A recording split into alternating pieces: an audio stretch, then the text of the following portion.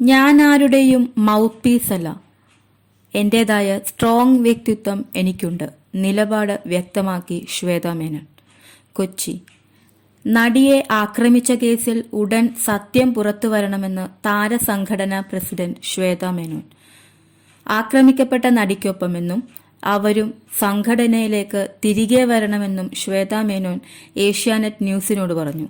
താൻ ആരുടെയും mouth piece അല്ലെന്നും തനിക്ക് തന്റേതായ സ്ട്രോങ് വ്യക്തിത്വമുണ്ടെന്നും ശ്വേത വ്യക്തമാക്കി. പോസിറ്റീവായ മാറ്റമാണ് താരസംഘടനയിൽ ഉണ്ടായതെന്നും വ്യക്തികൾ മാത്രമല്ല സിസ്റ്റം കൂടി മാറണമെന്നും WCC അംഗം ദീദി ദാമോദരൻ പ്രതികരിച്ചു. താരസംഘടനയിൽ മാറ്റം എവിടെ, പ്രവർത്തനങ്ങൾ എങ്ങനെ എന്ന് വിശദീകരിക്കുന്നില്ലെങ്കിലും നയം മാറ്റം അമ്മ പ്രസിഡന്റായി തെരഞ്ഞെടുക്കപ്പെട്ട് ശ്വേതയുടെ വാക്കുകളിൽ പ്രകടമാണ്.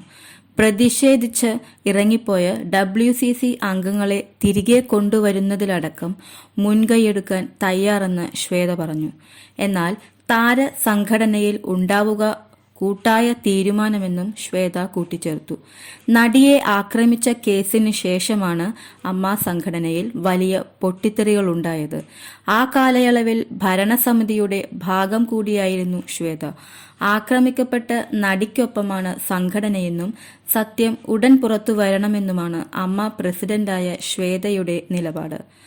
അതേസമയം താരസംഘടനയിലെ മാറ്റത്തെ സ്വാഗതം ചെയ്യുമ്പോഴും അവരുടെ നിലപാടെന്തെന്ന ചോദ്യങ്ങൾ ഉന്നയിക്കുകയാണ് WCC.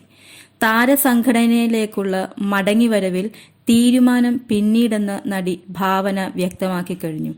നേതൃനിരയിലെ മാറ്റങ്ങൾ സംഘടനയിൽ പ്രതിഫലിക്കുമോ എന്ന് വരും ദിവസങ്ങളിൽ കാത്തിരുന്നു കാണാം.